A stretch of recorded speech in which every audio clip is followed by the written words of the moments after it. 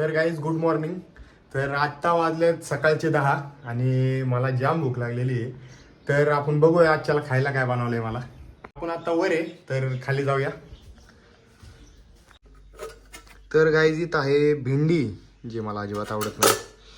अजून ही काय कढी आहे, कढी हा ही पण नाही आवडत. आणि वडिलांसाठी त्यांचं फेवरेट बोंबील दाखवायची गरज आहे का? चला बघा वाचले मारते. तर गाईज या तिन्ही गोष्टींमधलं मला तर काही कोणती गोष्ट खास आवडत नाही. तर आजच्याला आपण खाऊया मॅगी. चला मॅगी घेऊन येऊ. तर हे आमचं गाव आहे, आतमधून गाव होतं.